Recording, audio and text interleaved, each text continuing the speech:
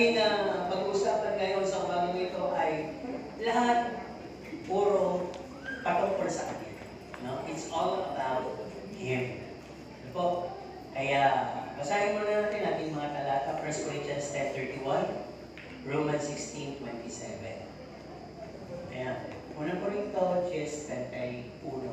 Kaya kung kayo ay nagsisikain man, o nagsisiinom man, o ano man ang inyong ginagawa, gawin ninyo ang lahat sa kaluluwalhati ng Diyos. No? Romans 16:27. Sa isang Diyos na marunong sa pamamagitan ng Jesucristo na sumasa Kanya, ang kaluluwalhatian magpakailanman siya nawa. So minsan na natin ito na pag-usapan, pag-uusap natin ito na solid Deo Gloria. Diba? Pero iba naman yung ating pag-uusapan ngayon, bibigyan ng clarification. Ano bang kahulugan ng salitang Gloria o glory? Ano ba yung kaluwalhatian? So sabi ito ay isang papuri, pagpaparangal, at isang distinction. Para bang nakukuha lang sa isang napaka-bigat, napakadakila, bigatin na personalidad. Hindi natin basta masasabing worth it na ibigay sa tao. Ano po? Kaya, sabi, ang Hebrew word nito ay kabod. Means, weight, and therefore the word of something. Yung bang, kumbaga sa kwan sa ginto, di ba, tinitimbang ang ginto? At ayon sa timbang, yun na ang talaga. So, matitimbang ba natin? Ang Panginoon, literally, syempre, hindi. Sabi nga, malaki pa siya sa mundo eh. Pero sabi nga dito, may bigat. Ibig sabihin nung, di ba, yung common word na meron tayo, bigatin ang dating mo, parang bikarat kaya ka ngayon Para bang may datingan ka ngayon Pero yun ay pantao. Pero yung sinasabi dito sa Hebrew word na kabod, it means weight and therefore the word of something. Kaya nga, kung lahat ng pagpupuri sa Diyos na po yun, nauukol, di ba? You are worthy of our praise. Di ba siya lang? Ngayon, sabi din dito, na paano ba natin maibibigay yung bigat ng pagdalawalhati sa Panginoon? Yung bigat na yun. Kaya nga yung word na kabod. Kung natatandaan niyo dati, meron yung comics na tungkol sa ikabod. Ang ibig sabihin ng ikabod, wordless. Parang daga yung character na yun, yung si ikabod. Ano po? Ewan mo nakikita niyo, parang nakita ko yung character na yun. Ano po? Pero sabi nga, lahat tayo ay nilikha, created for His glory. No? Kung inyo pong titingnan yung John 1:1, doon nakatala na walang nalikha kung hindi sa kalwalhatian ng Panginoon. So part tayo ng creation. Kaya kalwalhatian ng Diyos, lalo na yung mga naligtas na. And we are made righteous unto the sight of the living God. Ginawa tayo o binabanal tayo. No? And we can claim na tayo nga po ay yung tinatawag na mga binanal, isang banal na katuwiran sa harap ng Panginoon. And also sa binasa natin kanina sa Psalms 8 verse 5, sabi ito, we are created to glory His work in us and through us. Kung pag-isukan yung kalawalhatian, bumababa sa atin, tinatanggap natin, para lahat naman ang lalabas papunta sa Panginoon, pagbabalik ng kalawalhatian ay karapat-dapat at katanggap-tanggap. Ano po? Kaya, sabi, ang susunod dito ay yung pagbibigay, pagbabalik ng kalawalhatian sa Kanya. Tatanungin mo kayo, nakapagbabalik po ba tayo ng kalawalhatian sa Diyos? Paano? At sa paano? Di ba? So, hindi masama, pero lagi ko nga sinasabi sa inyo, if you perform something here, if you sing a song, if you lead a praise and worship, if you dance, if you do something, don't just honor to God with all glory. Siguro sabihin mo na lang, purihin ng Panginoon. O Lord, malugod ka sa, pagkakanta mo, Lord, malugod ka sa aking inalay sa iyo. So, walang sama, pero yung bagay na yun, ako babalikan natin, talaga bang ganon? Ganon yung way mo para impulso mo? O sabihin mo sa Panginoon na nakakalwalhati yung ginawa mo? So, lilinawin natin lahat. Kaya nothing from ourselves, self-effort, skills, talent, abilities, strength, are et cetera. No? Na makapagbibigay lamang ng simpleng salita, sa iyo ang kalwalhatian. No? Ang sabi dito, na unless that God brings down His glory upon us, maliban na ibaba ng Panginoon ang kanyang kalwalhatian sa sabi, at mapuno tayo, ayon sa Philippians 1, 9-11, mapuno tayo, doon pa lang natin magagawa yung fruit of the Holy Spirit, gifts of the Holy Spirit. So, lahat ng gawain yun, nakapagbibigay ka na walang sa Diyos. Ano po? Hindi mo nasasabihin, ikikilos mo. So, ito pa, para hindi mo wala sa aking isip. Paano ko naman sasabihin ito, God, all glory? Pag nakakita ka ng taong na bago, o ikaw ang kumakanta, naiiyak yung nanonood sa iyo, siya ang pwede magsabi, sa Diyos ang papuri. Matthew 5:16. Let your light so shine. Your light shine, and others witness you. Your works, your talent, and they will give glory unto God. Pero ikaw sa sarili mo, huwag sabihin yun. Hindi sinasabi yun, hindi ina-utter yun. Pine-perform yun, at yung mga nakakakita ang magsasabi. May gumaling, ikaw na nanalangin, may gumaling, bayaan mo sabihin yung nakakita, oh, to God be all glory. Sila na. No? Kaya nga sabi din dito, malinaw na kapag dumating sa ating kalagitnaan, yung kalawalatian, pwedeng magkaroon ng mga reaction dito, yung kapuspusan. Ibig sabihin, pwedeng mapahiga ka dyan. Yung nga po yung mga nag-i-slay. At pwedeng magkaroon ng physical act of worship. May tumatalon, may pumapalakpak, may tumatawa, may umiiyak. Mga manifestations po lahat yun na hindi na arte, kundi supernatural. So yung pag hindi naiintindihan, pwedeng matakot, pwedeng mamula. Ako yun, may pinagagawa nito. Pwedeng sabihin, ano ba yung inaarte lang ba nila yan?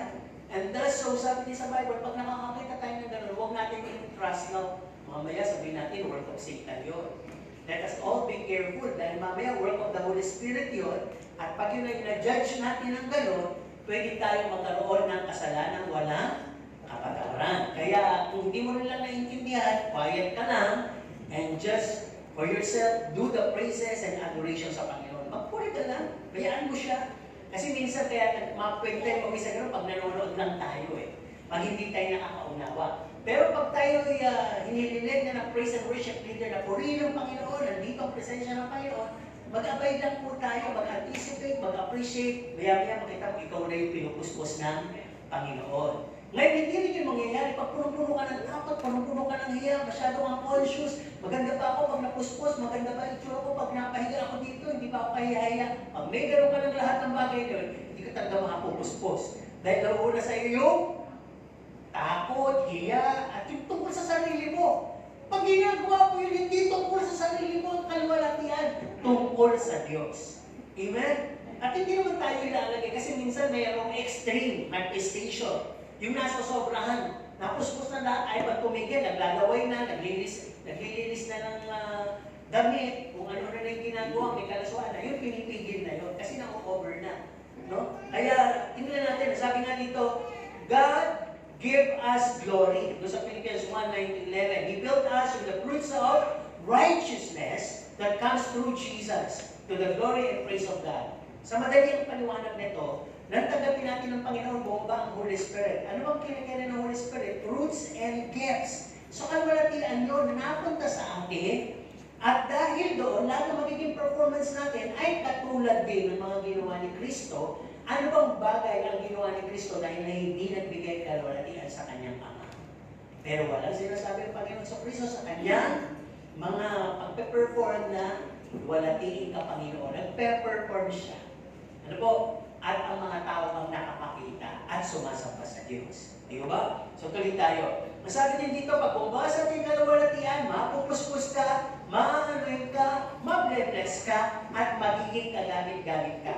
So hindi mo na sasabihin o i-confirm na to God be all glory. Yung nakakita sa iyo na napuspos ka, na-anoint ka, na-bless ka, sila ang magsasabi, maluwalhati ang Panginoon sa nabago mong buhay. Maluwalhati ang Panginoon sa iyong mga talento. Maluwalhati ang Panginoon sa iyong mga gawa. Ganon. Ano po? Ilinaw lang natin. So sabi dito, we don't take light. Hindi natin ito minamaliit, ina-utter lang na less meaningful. Dapat may bigat pag sinasabi yun. At hindi sa ating sarili. Sabi nga dito, glory, when we say the word glory, it is especially if it pertains to God or addressed to Him, ay kinakailangan talaga sure na sure. Di ba? Pwede ba na, mamaya mo sasabihin, pwede ba na pagsamahin yung kabananan at yung sekular? Hindi po. Pero ngayon nangyayari yun. Ano po, nangyayari yun. Kaya, tingnan natin. Sabi nga, it is more accepted to say, praise God. Lord, malugod ka sa aking ginawa. Kung hindi mo kaya yun, purihin ang Panginoon. Kasi minsan pag nag-perform tayo, hindi natin alam, hindi natin masabi yung sinasabi na Aya Sigera, no? Di ba? Bow. Di ba? Dati na usi salitang, di ba pagkatapos mag-perform yung salitang bow. Di ba? Ano naman pagtapos mo kumanta dyan, bow. Di ba? Para namang bata ka.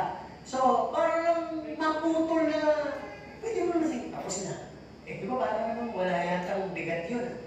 So, sabihin mo na, salamat sa Panginoon, purihin ka Panginoon. O palakpakan natin ang Panginoon, gano'n na lang. Amen? Wala po kontra, ano po, parang next time. So, ito anim na paraan. Kung paano ba natin, o ang kalwaltian ng Panginoon ay ma-display. So, ito pala, ayon sa Matthew 5:16, it should be shown. Kailangan maipakita. Ano po? Yung bigat. Kaya nga sabi dito, let your light shine before men, that they may see or witness your good works and glorify the Father who is in heaven. Sila magsasabi ng kalwalatian. Hindi ikaw. Kaya sabi dito, pwede natin ma-display ito pag nakakita, o tayo mismo nakakita, o ginagawa natin sa sarili na someone that has been confessing his sin. Yung nagpo-confess ng kasalanan. Yung humihingi ng tawad. Kasi yun, ay pinakapalooban yun ng pagsuko, yung surrendering, at yun din ay isang bagay ng pagpapakumbaba, at yun din ay isang pagpapakita o pag-display na you are embracing, you want to embrace a new holy life, a righteous life. Di ba, nakakanga na pagka nakakarinig tayo ng testimony na dati, yung boldness sila sabi nila, dati mamamating tao, dati rapist, dati magnanakaw, dati mandaraya, dati napakadilig ng buhay, pero sa labas pa binago niya ako. Ang sabi ng mga nakikinig, to God be all glory. Kasi na-witness nila, nasabi mo kasi. No, so yun, one of display. At ikaw din, sa sarili mo, yung humihingi ka ng tawad sa Panginoon, nagbibigay ka ng malatian sa Kanya. Kasi, naitataas mo siya at naibababa mo ang iyong sarili. So, hindi siya parang aplikasyon doon sa, kumbaga, naramdaman ko dito, doon sa na-display mo yung talent mo, yung ability mo, tapos pagtapos na pakiramdam mo, lalo lang marami nang pumupuri sa'yo. I'm a star. I'm very talented. I'm very good. At pwede dumating na ako ang pinaka. Ganyan nga po yung nangyari kay Lucifer, di ba? Para bang kasi entrusted siya ng kalangitan na magturo ng choir. No? So, kerubin siya. Napakaganda niya. Nilikha siyang may hiyas sa kanyang katawan. Napakatalento niya. Pero yun ang nagbigay sa kanya, since they have all their own will, yun ang nagbigay sa kanya ng greed. Nagbigay sa kanya na ikumpira ang kanyang sarili. So, ayon din sa binasa natin kanina sa 7 ng Psalms 8, nanilikha tayo ng mababalang konti sa Diyos. Di ba sabi, mababalang konti sa Diyos? Siguro sabi ni Lucifer, mababalang pala konti sa Diyos. Di ba? Kung baga sa kwan kaya ko nang abutin. Ang kerubin kasi tagabantay din niya ng presensya ng tinatawag na luplukan ng Diyos. So, siguro sa akin lang itong pag-iisip. Siguro magandang umupo dito. Nandito yung kaluwalhatian So, He's taken the glory. Kung ibibigay natin niya sa panahon ngayon, apply natin sa pantangong aplikasyon, para bang sa iyong sarili ay nararamdaman mo, napakagaling mo sa dami ng pumupuri sa iyo, napakaganda ng performance mo, yun ang pwedeng mag-drive sa iyo at madaya ka. At thus nangyayari na nakukuha mo yung kalwalhatian na hindi mo naman sinasadya. Kaya instead of saying to God, oh glory, just say, praise God. Natapos din yung kanta. Di ba? So dito sa mga bagay na ito, itong nag-display ng kalwalhatian. Number 1, confession of sin. Pangalawa, by forgiving others. Nandun yan sa dasal ng Our Father who art in heaven. Hallowed be thy name, thy kingdom come, thy will be done on earth as it is in heaven. Di ba sabi niya, forgive us our debt as we forgive those who trespass against us. So lahat pala tayo ay under the command to forgive others. Di ba? Paano na, pwede rin naman wala siyang ginawang ganun ka-physical sa'yo. Pero bakit naiinis ka? Kasi nandun yung inggit. O mga nagsasalita niya na maliit lang, meron din naramdaman ka, may bigat na dating sa'yo. May pain, may hurt. So sabi, mawawala yun kung ikaw na agad sa iyong sarili, patawarin mo yun. Patawarin mo yung sarili mo, patawarin mo yung mga bagay na yun. Kasi sabi nga dito, we cannot be a stock room or a factory of grudges, hates, and anger. Nilikha ka temple of the Holy Spirit, hindi factory ng galit, ngit-ngit, at puot. Alam niyo yung factory? Ano ba pinaproduce ng factory? Marami yan na product. Hindi lang, pag sinabing factory, hindi ka lang nagproproduce ng 5 piraso. Araw-araw, siguro 100.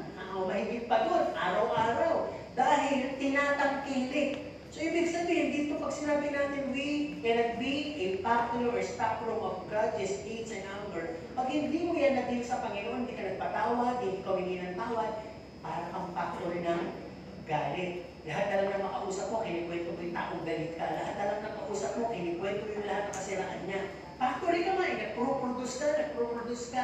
Tuwing nakikita mo siya, para may bago ka, gagawin na naman ng mga bagay para ma-ibenta, ma-sell, maipalaganap, di ba? Itinatakil naman iba, nakikinig. Kaya ayan, ako may nakikinig, lalo kang gumagawa ng kung ano-anong bagay. At ang sabi din dito, when we forgive others, nasabi, we are throwing all kinds of garbage in our lives. Lahat po tayo may basurang abubot sa buhay natin. Lumang pagkatao, yung mga tinatawag na lumang ugali, no? Yung mga umaalipin sa atin. Pag nagpatawad ka, ay parang tinapon mo ang lahat ng piste sa buhay mo at sa bahay mo. Nawala ang surot, nawala ang dagat, nawala ang ipis, nawala ang amoy, nawala ang basura, maaliwalas tingnan. Ganun din po ang tao. Pag ang tao ay puno ng ngit-ngit, galit, kita sa mukha, aapekto sa physical, magkakasakit sa puso. Yung isang tao na kausap ko, sabi niya, lagi na lang ako nagpapalapit lagi na lang ako hindi makahinga minsan. Sabi kasi kayo, puno-puno ka ng galit. Dinadala ko pa sa Facebook yung galit. No, ibig sabihin, nung may nakakita ka sa niya, bakit ba pangalan nito ganun ba't nag-iba? Parang ang tunog ay broka. Tapos sabi niya, mababasa ko na lang lahat ng pinupost mo, anak, sabi niya, parang puno ka ng galit. Tapos minsan sabi niya, masakit ang puso. Kasi nga, puno ka ng galit. Ayan, pag hindi mo tinigilan niya, epekto yan, pwede magkasakit sa puso. Dahil talaga alam mo kung makikita mo yung tayo, galit na galit ka Hindi yun i-express ko lang sa para malaman niya. So, hindi tama. Sa messenger mo, sabi basa-basa ko rin ang lahat ng tao, may galit ka. Alam na may problema ko. Ganun, anak, sabi, hindi kasi magandang tingnan. Sabi ka, mas ang maganda, di ba, hindi pa Christian yun, sabi, di ba, parang narinig ko, pag may kasalanan ka sa tao, lapitan mo. Mag-usap kayo. Hindi yung dadaan mo sa post o parinig, nalalaman patuloy yung iba, nakikisaw-saw patuloy yung iba. Di ba? Kaya, tayo mga Kristiyano, we should be on the maturity side. Di ba? Walang masamang magpakumbaba. Nakakabuti pa po yung nagpapakumbaba, itinataas ng Diyos yun. Okay, learn to forgive. Ito ang isang display ng kalwalatian sa Diyos. Ano pa? Number 3, trusting God. Sino nagtitiwala sa Diyos? Amidst a desert journey. Pag sinabing desert journey, para kung naglakbay ka sa isang disyertong uhaw na uhaw ka, wala kang makitang bukal ng tubig. Pero kung nagtitiwala ka sa Diyos, may kanta, God will make a way when there seems to be. Diba? By the road to the wilderness, He is sweet. Rivers and the desert will I see. O, diba? Bakit nangyari yun? Heaven and earth will fail, but His word will still remain. He can do something good today. Trust God. Magtiwala ka amidst stormy journey. Nakitapin natin yan, mga nakaraang linggo. Po, kahit na binabagyo ang paglalakad mo sa ibabaw ng mundo, hindi literal na. Ibig sabihin ng pagsubok, signal number 1 to 5, hindi tumigil-tigil, ay tuloy lang sa paglalakbay. Tuloy ka lang sa Diyos. Ano pa? Amidst impossible situations. Yung ba? Yung ba parang isa sa pamilya may sakit, isang business na lugi, isang bahay na sulok, parang yung ganung pangyayari sa buhay mo. Lagi mong tatandaan, walang pinayagan ng Diyos na hindi niya kaya isolve. Lalo na kung anak niya. Baka gusto lang magpakita ng Panginoon ng kalwalatian, kadakilaan, kapangyarihan niya sa buhay mo. Kasi huwag mo na tayo susumbat pa balik. Kasi pag nagtatras ka, more on a quiet side. Diba? Yung kinakanta natin, when the oceans rise, ano yung style sa tulog? Ano pisang? Ha? Hindi, yung style sa tulog, ha? Oras naman kayo, gusto nyo ang tapusin eh. Ha?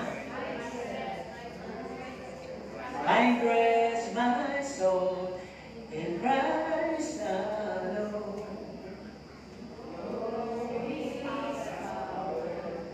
In quietness and di ba? Yun eh.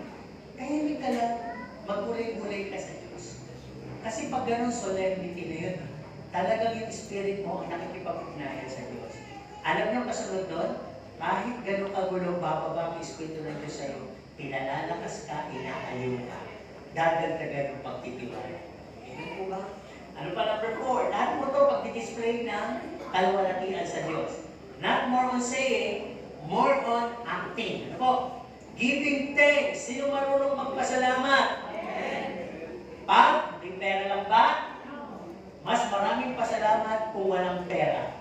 Naranasan ni pa, Lord, salamat walang pera. At least hindi ako lalabas, hindi ako mapapagod.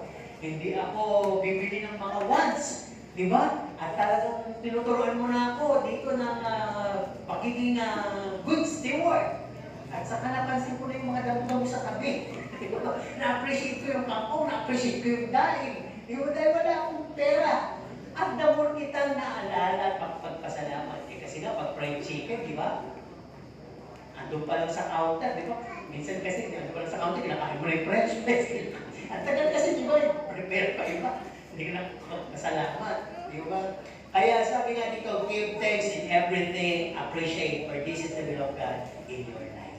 Huwag kayong manunumbat. Panginoon, nagbibigay naman ako.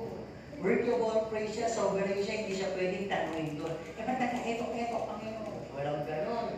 Dapat talaga yung pagbibigay mo ng pasalamat, kasama yung espiritu mo, kasama yung isip mo, kasama yung ikaw talaga yung buong kasama. Sa pagpapasalamat, hindi lang yung lapit, kasama ang puso. Okay, number 5, ways that we can put God's glory on display, siya ang nalawa natin, when we produce fruits. Ano ibig sabihin? Ano ba yung fruits of the Holy Spirit? Love, joy, peace. Okay. So, nasa inyo na yan. Paano maproproduce yan?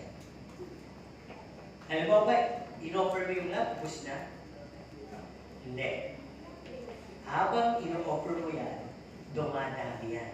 Yung principle ng whatever small you have put in the hands of God, it will gonna multiply. Eh sa Diyos naman galing na binigay sa'yo. Related doon sa sinasabi natin kanina pa na Psalms 8 verse 5. Para maging kaloratian tayo, yung kaloratian Diyos bumaba sa atin, the fruits and the gifts. Isa-serve mo na lang. Habang sinaserve mo yan, hindi mo lang kaya umibig ng mahal mo. Hindi mo lang kaya umibig ng mga taong nagre-bless sa'yo, kaya mong ibigin kahit kaaway mo. Dahil nag-produce siya na nag-produce. No? Kung pagkasakuhan, naging siyang hasang-hasa sa'yo. Naging, na-master mo siya. Di ba? At makikita sa'yo na para bang, ito talagang tunay na Kristiyano. Kasi may bunga eh. At yung bunga niya, nanatili. Pag hindi kasi tunay at nag-produce yung bunga ng pag-ibig, ang mangyayari sa'yo, galit, bati, galit, bati, galit, bati. May parang bata, diba? Pero pag nangyari na sa iyo, bati mong lahat. Kahit ginagalit ka, bati mo pa rin lahat. Hindi ka na mahal, mahal mo pa rin. Iniiwasan ka, nilalapitan mo pa rin. Okay niyo po? Okay, yun ang number 5. Ano po? At ikahanap sabi dito, how can we display the glory of God when we pray? No? Sino yung laging nananalangin? Sa pagkain lang. Ganun ba? Kasi minsan, yung panalangin sa pagkain, hindi masama, panalangin sa umaga, panalangin sa gabi. Actually, nangyayari din para bang formally doing it as routine prayer. Ay, kailangan magdasal ako pag-isip sa umaga. Ay, kailangan magdasal ako bago kumain. Ay, kailangan magdasal ako bago umalis. Ay, kailangan magdasal ako bago mag-exam. Ay, kailangan magdasal ako. Ay, kailangan. Hindi lang ay kailangan. Buong bahagi mo ang panalangin. Sino dito yung kausap mo yan? Kausap mo ang Diyos. Lord, salamat sa umagang ito. Oh Lord, salamat sa mga laman. Na-appreciate ko. Ang gaganda nila at pagpapagaan sa akin. Lord, magluluto na ako Tapos, Lord, ang sakit. Parang wala kasi kasama sa bahay. Kinakausap mo siya. Yun yung ganun eh. Ibig sabihin, you always talk to God as if you were walking with Him side by side. Parang andyan lang siya. No? Sabi nga lang, malapit lang siya, silapit lang siya ng hininga. Imagine how good a Christian na hindi na nanalangin, kasi andyan lang ang Diyos. Di parang sunod-sunuran lang siya sa iyo. Di ba? Tapos kung kailan ka natapa, ang Diyos ko po. Napatingin na Diyos ko, doon lang naalala ang Diyos. Nabulunok ang Diyos ko. Di ba? Parang mga ang Diyos lang, press aid. Hindi po ganun, hindi lang po siya aid. He's a company. And He's always embracing us. Kung meron kang jacket, kung meron kang backpack, kung meron kang anything that comforts you, anything that would be suited for you, siya yun. Higit pa siya. Kaya sabi, always talk to Him. Kaya sabi dito, so it's not just rendering it, at sasabihin mo, sa Diyos, kawalan huwag na pong gano'n. But an act upon it, na ipapakita mo. Sa kumagitan na, nagsisisi ka, nagpapatawad ka, nagtitiwala ka sa Diyos, nagpapasalamat ka, may bunga ka, nananatili at nananalangin ka. Pag gano'n, makikita po ng kalutian ng Diyos sa buhay mo. Amen po ba? Ito halos yung pangalawang bahagi, patapos tayo dito. Mga pamamaraan na makapagluluwalhati sa Diyos. Psalm 63:3, ways we can glorify God. So sabi dito, praise Him with our lips. Sino yung mga may labi? Malaki, maliit, ano man yan, basta may labi. Sino papasalamat sa kanyang labi? Dahil iba nga walang labi. Kaya pag hinalikan sila yung nananawayan ng sobra. Walang panlaban, di ba? Kaya may tinatawag na kissable lips. Dahil ang lips malaki talaga, di ba? At may mga nagpalaki pa talaga, tinahing pa gano'n, di ba? Tinahing pa gano'n. Di ba si Pops, di ba? Pinagano niya. Di ba pinagano niya? Buti di mabot dito. Tulog ka na parang gusto pa mamanghalin, parang makagano'n, di ba? Kaya, pinag-usapan natin, mahalaga ba ng may labi? Dahil ang labi ginagamit para talagang mahuli, akala ko sasabi panghalig. Kasama ko yun. Pero bago yung pagpupuri, saan mo ginagamit ang labi? Ayun na, panghalig. Ano pa, pang ano? Pangtikim. Pangkain, oo tama, ano ba? Panglabi. Kaya labi, panglabi. Di ba yung dila sa mga gamit? Pandila. Yung ipin, di ba? Paturo daw. Dali, ano? Ang dami pa ng gamit ng labi. Sino nakagagamit doon? Magaling. Pero ginagamit nyo ba sa pagpupuri? Pag hindi, ginagamit sa pagpupuri. Hindi kayo magaling. Kasi sabi po dito, pinagit sa Psalm 63:3. No? Reason why God created us, no? To praise Him with our lips. Sige nga, lahat na tayo magpuri sa Panginoon. Magsabi tayo isang papuri sa Panginoon. Go!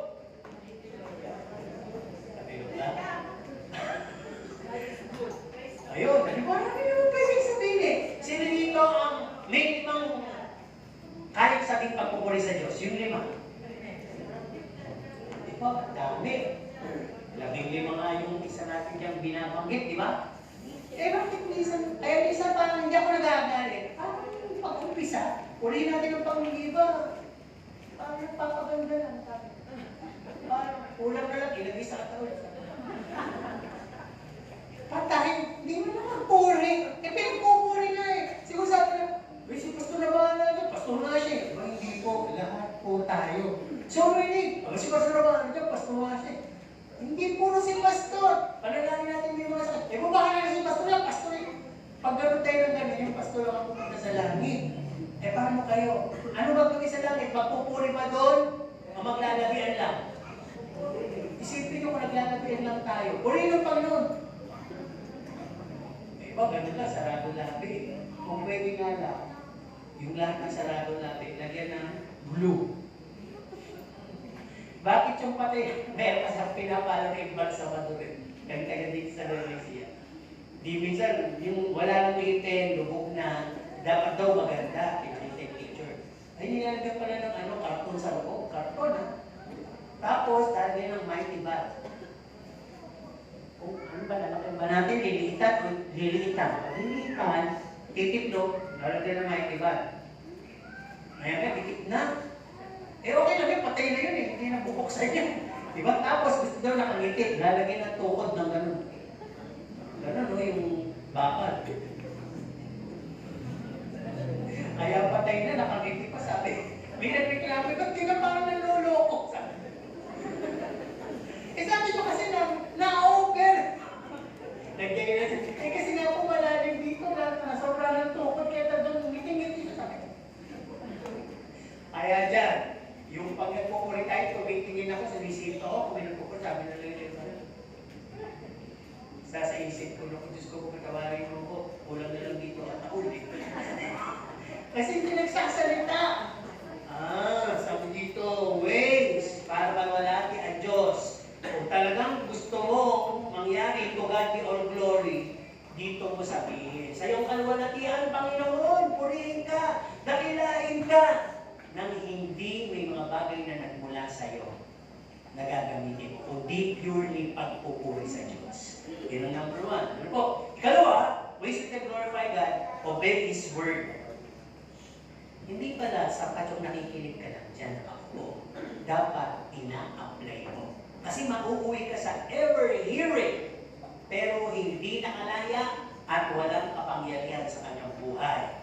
At ang sabi din dito, mangyayari lang yun kung na-appreciate natin ang preaching. Dahil kung hindi, dinidisib lang natin ang ating sarili kung tayo nakikinig at walang pananampalataya. At sabi, dinadaya mo lang ang iyong sarili. At hindi po yung access, yung pakikinig na salita para mapunta ka sa langit. Kailangan na tututo ka na i-apply mo yung tinatawag na bunga. Ano po?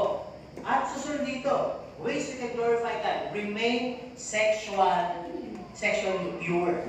Now, when we talk about sexually pure, kasi ngayon napakarampan tayo. Magkatitigan lang, magka-chat lang, di mo ba, magkasunduan lang. Parang bargain siya ngayon, sa panahon ngayon. At pabata ng pabata. May mga pinapatay, nabalitaan natin, dinudukot, maya-maya patay na. Nirig kasi. Di mo ba? So, ibig sabihin, itong bagay na to, natural nakikita natin sa labas. Pero dito sa loob, na mangyayari pa po sa isang anak ng Diyos, o lagyan natin ang pinaka-ideal thing. Paano yun? Yung nagkakaroon kayo ng premarital sex. O hindi pa kayo kasal. Kasalanan po mabigat yan. Ano po? At kinakailangan, kung niligtas na tayo ng Panginoon, there should be purity. Because purity means holiness. So ito po, dininamin ko. Ang sexual impurity ay hindi lang po yung talagang pinangyaring physical. Yung sa isip mo ka na, inubaran mo na siya. Ini-imagine mo na siya. Ano na po yun? Parang ginawa mo na yun. Nangalun niya ka nangalun eh. Inang-equivalent to sa Bible. Di ba kaya may mga paalala lalo sa kabilang kung hindi ka makatiis, mag-asawa ka na. Kaysa nag-i-imagine ka dyan. Nagsasabili ka, gumagawa ka ng mga bagay na hindi maganda. Purity po pala yun. At doon tayo, inaan ng Panginoon. Sinasabihan na, kung gusto mo maging kalulatian ng buhay mo, maging purified ka. because sin hinders all. Lahat po ng kasalanan ay nakakapagbigay antala sa blessing. Amen? Pag may kasalanan ka na hinahay at kinikip o weaknesses na siya at inaalagaan mo, hindi ka magkakaroon ng blessing sa Panginoon. Kung nagawa mo to before, nung hindi pa kayo kasal, ihingi mo to ng tawad dahil baka itong dahilan. Baka may mga bagay na nawi-withhold sa iyo, Panginoon, ihingi mo to ng tawad, ihingi ka ng tawad. Kasi accountable tayo dito. Binigay tayo ng Lord ng wisdom knowledge para isipin, ipaisip yung mga bagay na nagawa before. Okay, ano pa? Ways we can glorify God. Seek the good of others. Di ba narinig mo lagi? Sino maganda? Ikaw yung katabi mo. Tingnan mo muna. Hindi yung kasi tumingin ka dito ng maganda. Sino maganda? Ikaw siya. Kung siya naman talagang maganda, ang piling. Di ba? Ngayon, kung ikaw ang maganda at sa tingin mo kulang siya, siya pa rin ang maganda. Dahil hindi naman to pageant. Pag sinabing kagandahan, nagmumula sa loob yun. At ang sabi dito, bibigyan ko na kayo ng general inscription. Ang lahat ng anak ng Diyos ay maganda. Tingnan nyo nga talaga. Ba't nagtawa ka? Dapat walang tawa. Di ba? Dapat. Sino dito yung may nakita siya kapatid sa Panginoon, talagang ginanga niya, sinabi niya, sa Diyos ang papuri. Wala. Eh yung nakakita kayo ng kapatiran na nasabihin niyo ng ang ganda mo para kang anghel. Wala pa rin. Wala pa kinakikita kasi ganda ng anghel. At sumunod na sinabi, sana kunin ka ng Lord. Pangyawin ka. Di ba? Ang ibig lang na ito sabihin, hindi mo man masabing mas maganda siya dahil parang ang galing doon eh, flattering. Appreciate mo siya. Kung ano yung suot niya, appreciate mo. Huwag mo na i-compare sa'yo. Wala na kasi siyang kakayanan niya. Yung appreciate mo siya. At hindi ito ang punto na magiging selections mo. Hindi ko yung kapalo. Kaya pala may gano'n. Hindi kasi kami natulad pagbato eh. Ako ayos siya baduy. Pero sa tingin niya, siya ang ayos, ikaw ang baduy. Paano na pa kayo iniisip? Tama? Kaya appreciate mo lang ang katabi mo. At mangyayari lang yun pag mahal ka talaga ng Panginoon. Sapagkat ang pagmamahal ng Panginoon, tinanggap mo pagmamahal ng Panginoon, aapaw sa'yo. Okay, pasabi dito, selflessness yun. Seek the good of others. Consider other better than yourself. Kung may kulang na karunungan ng kapatid mo, may kulang sa buhay, may kulang na kung ano, parte ng katawan, huwag mo siyang paliitin. Mas lalo mo siyang i-appreciate. Hindi mo ba? Sino dito pag nakakita, labing isa yung daliri. Hindi ganun ba? Hoy, mas mapalad yun, hindi nahirapan magbilang dahil 11, ikaw, gantin lang. Hindi pa nga nakita yung paa niya. No, 16. Hindi. Ikaw, ano, ay tawa. Ang dami, luyan-luyan gano'n yung mga. Kapo na, pag-uwi ko, dumaan ako sa Shell stop over. Meron titingin ng tingin sa akin. Siyempre, papatingin din ako. Lalaki na, itsura, tingin-tingin sa akin. Yung pala, sabi ko ba, kasi gano'n siya humawak ng tinito, parang bigil na bigil. Tapos parang kung ako hahawak ng tatalsik ng tinito, gano'n. Ngayon, hindi ko na napapansin, hindi na niya napapansin, hinakit pala niya yung kanyang kamay. Kasi ang itsura ng kamay niya, bilog. Bilog lang dito, wala nang gano'n. Tapos bilog. Ewan, parang lagunisang maliliit. Bilog. Tapos itong isang napakahapong bilog. Gano'n yung, hindi ko alam kung ano yun, saan pinaglihog, basta bilog siya. Parang lagunisang tali, gano'n. Hala kayo. Ayun, meron kami yung pinag-isa. Ako hindi ko naisip kung ano yun, basta sa ko. Naisip ko lang. At least, hallelujah. Nung nakita ko lang, hindi ko na tinigilan dahil siyempre magkakalkit eh. Iisipin ko, ano ba kayo ng pudong na yun? Talagang maghirap. Talagang yung kasi kuyak-iip kung saan na yan, di ba? Ibig sabihin, ang dami kong iisipin ko pa ba yan? Nakulisis lang kasi ako, ba't gano'n yung kilos niya, yung tinitingnan kasi niya pala ako, kung tinitingnan ko siya. Hindi ko naman sana nakita, kung hindi niya sana ako tinitingnan.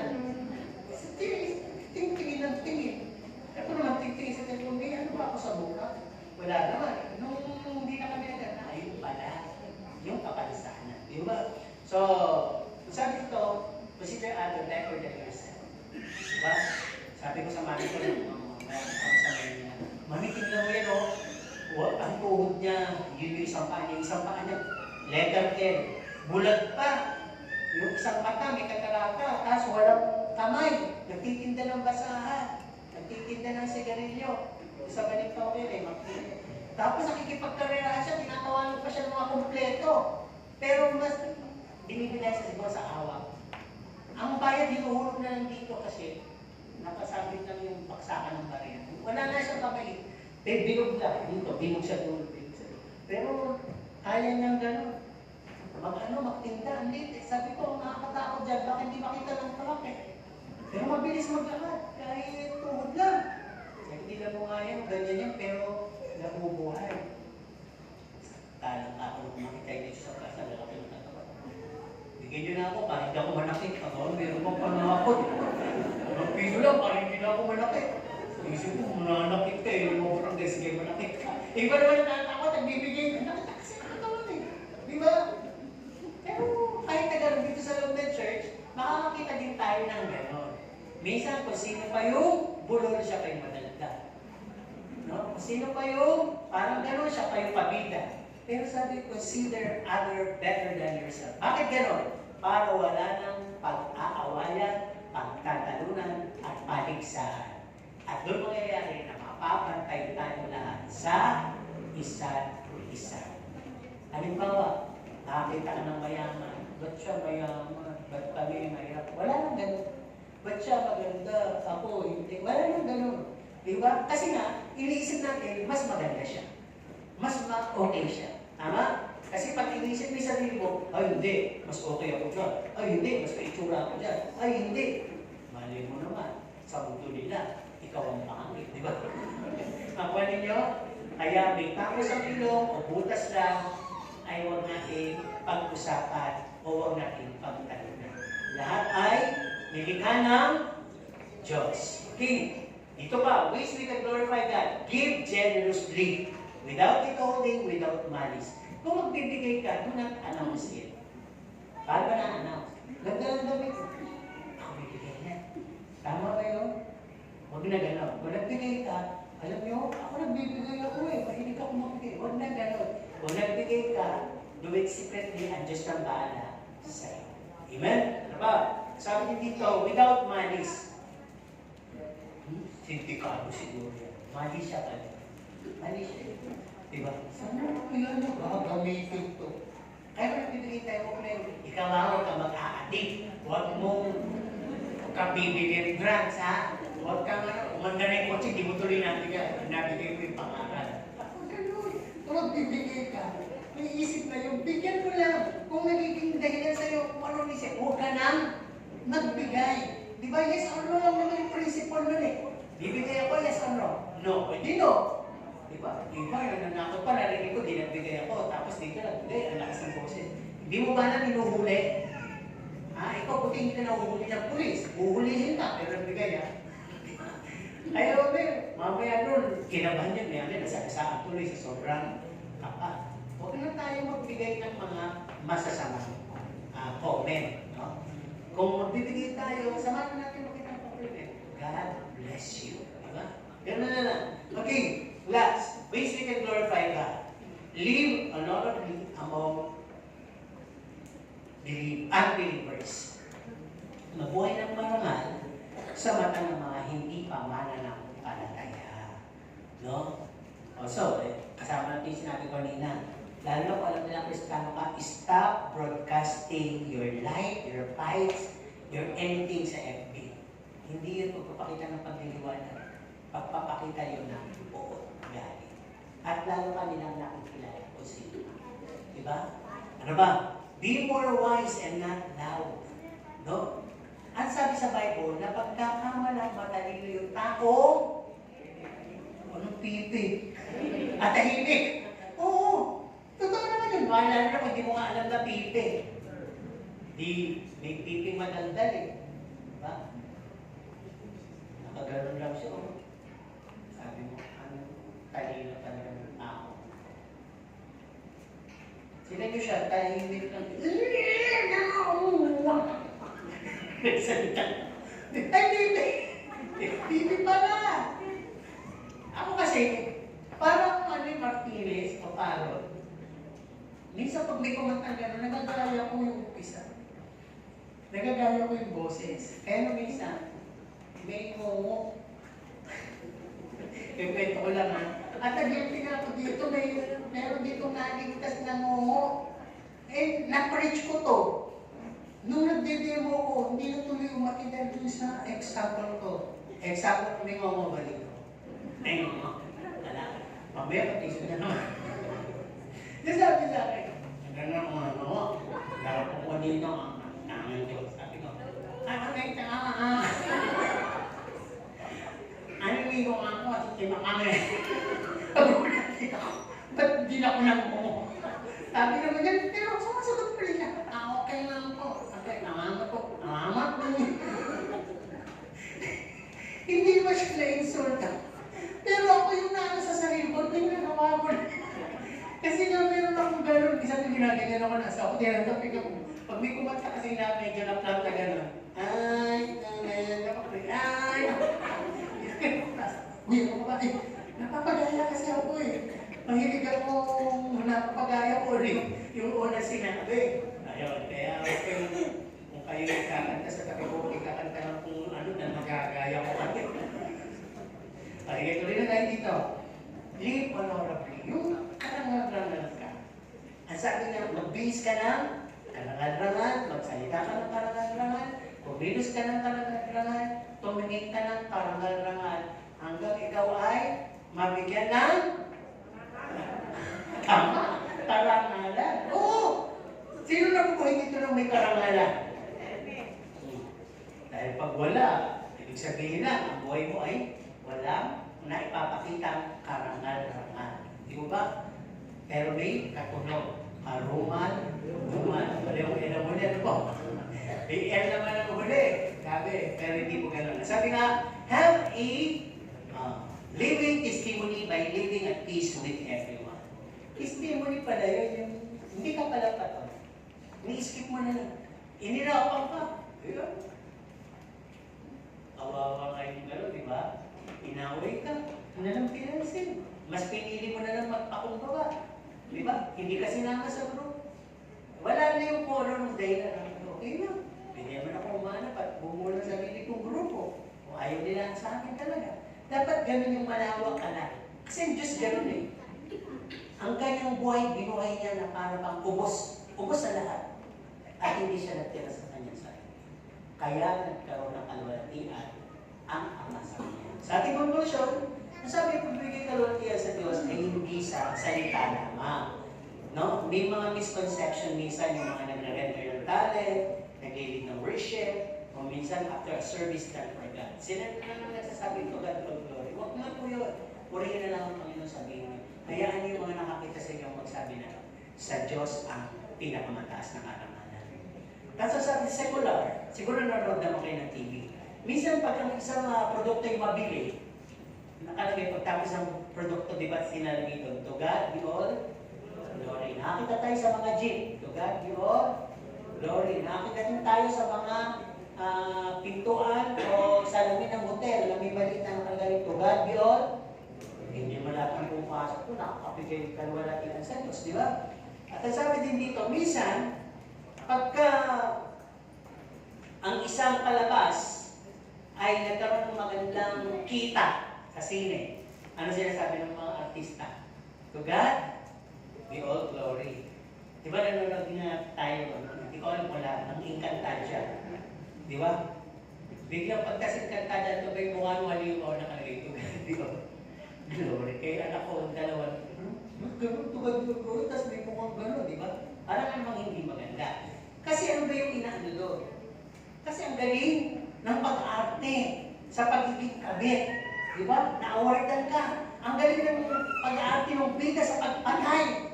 Di ba? Sa pagtago, ang galing umati ng halimaw. Kaya, umano sa takilya, nabenta. At sabi ng lahat na nag-produce at direct, to God be all glory. Pero lahat po pala yun, nagbibigay ng improvisa sa lahat ng nanonood. Ngayon, kung nakuha ng mga nanonood yung okay palang magabi, okay palang pumatay, okay pala yung halimaw, nakakalwalati pa ba sa Diyos yun? Hindi na po. Iman mo ba?